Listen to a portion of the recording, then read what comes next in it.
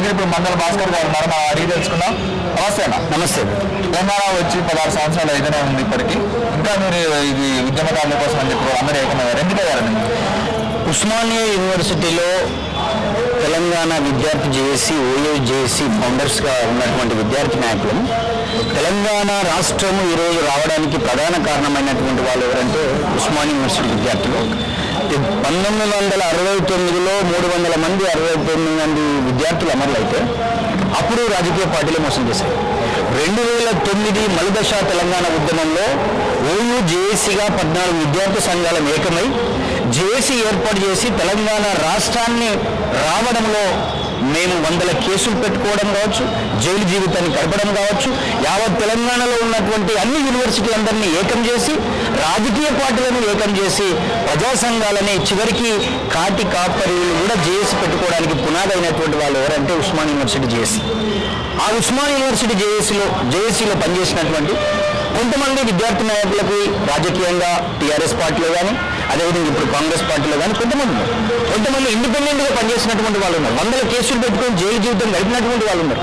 ముఖ్యంగా ఇక్కడ ఏంటంటే ఈరోజు సోమాజిగూడ ప్రెస్ క్లబ్లో పెట్టిన విద్యార్థి ఉద్యమకారుల వేదిక ఆధ్వర్యంలో మాకు ఏదైతే ఉద్యమకారుల గుర్తింపు జరగాలి, తెలంగాణ రాష్ట్ర సాధనలో 100 కేసులు పైగా పెట్టుకున్న విద్యార్థి నాయకత్వం మా యొక్క తల్లిదండ్రులు యూనివర్సిటీలకు చదువుకోమని పంపితే మేము అది పక్కకు పెట్టి తెలంగాణ రాష్ట్ర సాధనలో, తెలంగాణ రాష్ట్రం రావడంలో మొన్న 10 సంవత్సరాలు టీఆర్ఎస్ పార్టీ అధికారంలో రావడం కావచ్చు, ఈరోజు కాంగ్రెస్ పార్టీ అధికారంలోకి రావడానికి కారణం కావచ్చు ముఖ్యంగా విద్యార్థులు.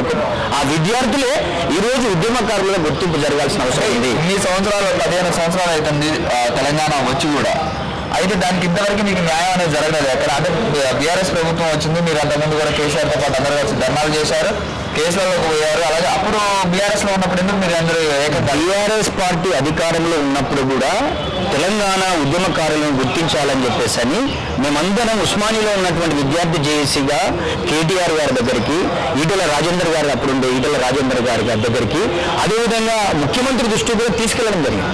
కానీ వారు ఆ టీఆర్ఎస్లో పనిచేసే వాళ్ళకే అవకాశాలు ఇచ్చారు, వాళ్ళతోటే ఆ యొక్క పదవులు నింపారు. కానీ ఉస్మానియా యూనివర్సిటీలో విద్యార్థి నాయకులను కానీ తెలంగాణ వ్యాప్తంగా ఉన్న విద్యార్థి నాయకులను గుర్తించాలనేది ఒకటైతే, ఆ విద్యార్థులకు పాటుగా యూనివర్సిటీలను కూడా స్ట్రెంథెన్ చేయాలి, యూనివర్సిటీలో రిక్రూట్మెంట్ జరపాలి.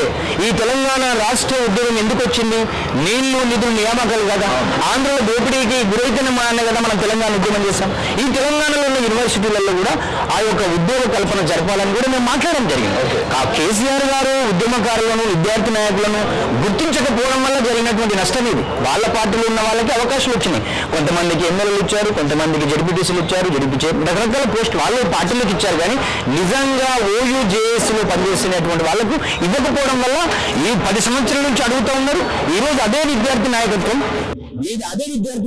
ఈరోజు కాంగ్రెస్ పార్టీకి సంబంధించినటువంటి రేవంత్ రెడ్డి గారు ఉస్మానియా యూనివర్సిటీకి వచ్చిన తర్వాతనే, ఉస్మానియా యూనివర్సిటీలో మేము తెలంగాణ జనజాతర అని చెప్పేసి పెద్ద భారీ బహిరంగ సభ జరపడం వల్లనే మళ్ళీ రేవంత్ రెడ్డి గారు కూడా ముఖ్యమంత్రి అయినటువంటి సందర్భాన్ని గుర్తు చేస్తా ఉన్నాం.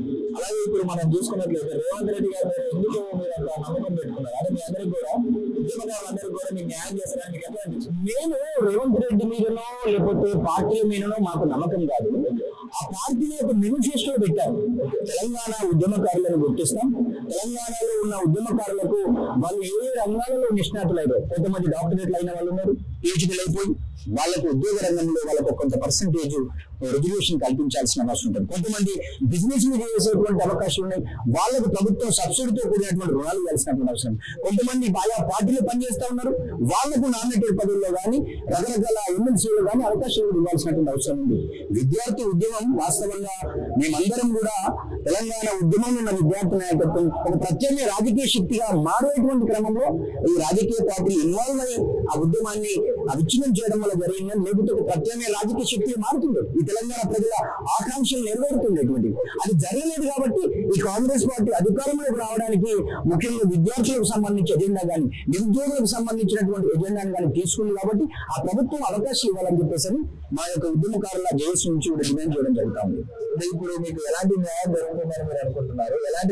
ఒకవేళ జరగకపోతే మీ కార్యాచరణ ఏంటి? తప్పకుండా ఇప్పుడు ఒక రాజకీయ పార్టీ అయ్యా వాళ్ళ మేనిఫెస్టోలో పెట్టినప్పుడు ఆ మేనిఫెస్టో అనేది ప్రజల యొక్క ఎజెండాను డిసైడ్ చేసేటువంటిది.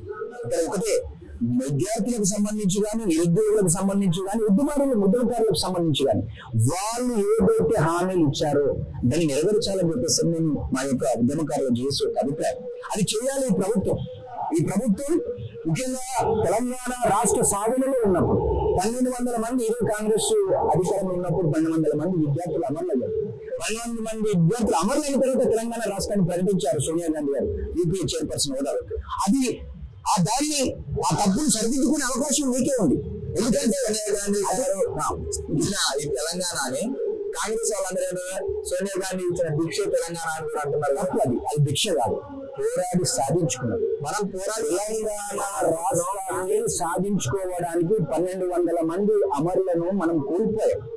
మొత్తం పొలిటికల్ చేసి విద్యార్థి ఆధ్వర్యంలో అన్ని విద్యార్థి సంఘాలను, అన్ని భావాజాల విద్యార్థి సంఘాలు చేసి ఒకటైతే అన్ని పార్టీలను ఏకం కావాలని అనివార్యంగా ఈ తెలంగాణ ప్రజలు కోరుకున్నారు కాబట్టి జేఏసీ వచ్చింది.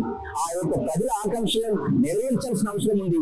సోనియా గాంధీ తన బర్త్డే రోజు తెలంగాణ రాష్ట్రాన్ని ప్రకటించింది. ఎందుకు ప్రకటించింది?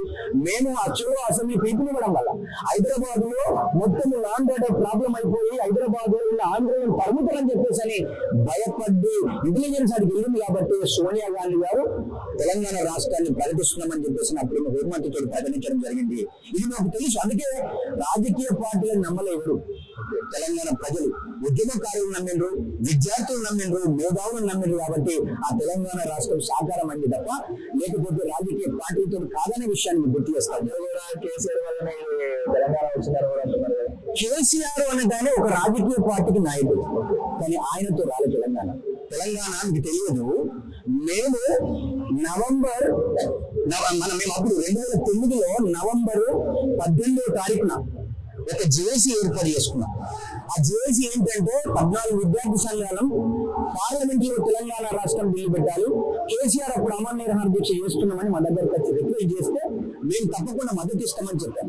అదేవిధంగా కేసీఆర్ గారు అమర నిరాహార దీక్ష తెలంగాణ అమర నిరాహార దీక్ష తీసుకుని ఉపసంహరించుకున్న టైంలో కూడా విద్యార్థి చేసి నువ్వు తాగాల్సింది జ్యూస్ కాదు, మా రక్తం తాగమని విమర్శించినటువంటి పరిస్థితి. కేసీఆర్ కోసం తెలంగాణ కోసం తెలంగాణ రాష్ట్రం రావాలని, తెలంగాణ రాష్ట్రంలో విద్యా అవకాశాలు మెరుగుపడాలని, తెలంగాణలో ఉద్యోగ కల్పన జరగాలని, భూమి లేని వాళ్ళకు భూమి రావాలని, ఈ తెలంగాణలో ఎవరైతే రాజకీయ రంగంలో ప్రాతినిధ్యం లేని వాళ్ళు ఉంటారో వాళ్ళకు కూడా అవకాశాలు రావాలనే ఆలోచనతో మేమందరం ఉస్మానియాలో 2004లో వచ్చిన విద్యార్థి నాయకులు తెలంగాణ గురించి అధ్యయనం చేసిన వాళ్ళుగా, తెలంగాణ ప్రాంతం ఏ రంగంలో నష్టపోయిందో తెలుసుకున్న వాళ్ళుగా, మా విద్యార్థి భావాజాలాలు వేరే రకంగా ఉన్నప్పటికీ వాళ్ళందరం తెలంగాణ రాష్ట్రం సాధన ఉద్యమానికి ఏకమై 14F వ్యతిరేకంగా మొదలుపెట్టినటువంటి ఉద్యమం ఆర్ట్స్ కాలేజ్ వేదికగా అందరం కూడా గ్రామీణ ప్రాంతాల నుంచి వచ్చిన వాళ్ళం, ఉన్నత విద్యను అభ్యసించడానికి వచ్చినటువంటి వాళ్ళం. అందుకే రాజకీయ పార్టీని నమ్మలేము. మేమందరం నిక్కచ్చిగా నిజాయితీగా 1200 మంది విద్యార్థులను కోల్పోయినాం. అది విద్యార్థి విజయం అనే విషయాన్ని మేము గుర్తు చేయదలుచుకున్నాం. ఇప్పుడు ఈ కాంగ్రెస్ ప్రభుత్వానికి మా విద్యార్థి ఉద్యమకారుల జేఏసీ నుంచి మీరు ఏదైతే మీ యొక్క మేనిఫెస్టో పెట్టారో 250 గజాల ల్యాండే కాదు, ముఖ్యంగా ఈ ఉద్యమకారులుగా డాక్టరేట్లు అయిపోయి ఉన్న వాళ్ళు ఉన్నారు. వాళ్ళకు యూనివర్సిటీ రిక్రూట్మెంట్లు జరిగే దాంట్లో కూడా పర్సెంటేజ్ ఇవ్వాల్సిన అవసరం ఉంది. కొంతమంది ఆర్థికంగా చితికిపోయి ఉంటారు. వాళ్ళు కొంతమంది అనారోగ్యంతో ఇబ్బంది పడుతున్నటువంటి వాళ్ళు లాఠీ దెబ్బలు తిని బాష్ప గూళాలు తీసుకొని 100 కేసులు పెట్టుకొని కొంతమందికి హెల్త్ ప్రాబ్లమ్స్ వచ్చినటువంటి వాళ్ళు ఉన్నారు. వాళ్ళకి హెల్త్ కార్డు ఇవ్వాల్సినటువంటి అవసరం ఉంటుంది. అంతేకాకుండా వాళ్ళకు స్వయం ఉపాధి ఎదగడానికి వాళ్ళకు ప్రభుత్వం నుంచి ₹1 కోటి లోన్ ఇచ్చి వాళ్ళకు సబ్సిడీ ఇవ్వాల్సినటువంటి అవసరం ఉంది. ఎవరు ఉద్యమకారులు అనే వాళ్ళని గుర్తింపడంలో మీరందరూ కూడా ఏదైతే ఉస్మానియాకి వస్తే ఉస్మానియా పోలీస్ స్టేషన్ లో తీస్తే ఎవరు ఉద్యమకారులు అని తెలుస్తారు. వీటన్నిటిని మీరు చూసుకొని మీరు ఉద్యమకారుల తరఫున ఉండాల్సిన అవసరం ఉంది. లేకపోతే ఈ రోజు ఉస్మానియా యూనివర్సిటీ నిర్బంధం ఉన్నది, మీటింగ్ పెట్టుకోవద్దు, యూనివర్సిటీలో ఎటువంటి కార్యక్రమాలు చేసుకోవద్దని ఈ ప్రభుత్వంలో కూడా ఈ రోజు వీసీ తన యొక్క ఆర్డర్ పాస్ చేశారు. ఇది నిజంగా ఇది కూడా ఆలోచన చేయాలి. గతంలో కూడా టీఆర్ఎస్ పార్టీ అట్లా చేస్తే ఓడిపోయింది. ఈసారి కూడా విద్యార్థి వ్యతిరేక విధానాలు అవలంబిస్తే వీళ్ళకి కూడా నష్టం జరుగుతుంది. అందుకే ఉస్మానియా యూనివర్సిటీ విద్యార్థి ఉద్యమకారులు గుర్తించాలి. మా యూనివర్సిటీలలో రిక్రూట్మెంట్ జరిపి ఉద్యోగ నోటిఫికేషన్లు ఇవ్వాలి, మా విద్యార్థుల డిమాండ్లను పరిష్కరించకపోతే మిమ్మల్ని కూడా ప్రజలు మా విద్యార్థులు వ్యతిరేకించేటువంటి పరిస్థితి ఉంటుందని వారికి విజ్ఞప్తి చేస్తా ఉన్నాను. Thank you. షేర్ చేయుర్రి, లైక్ చేయుర్రి, సబ్స్క్రైబ్ చేయుర్రి, మర్చిపోకుండా గంట సింబల్ అయితే ఒత్తురులా.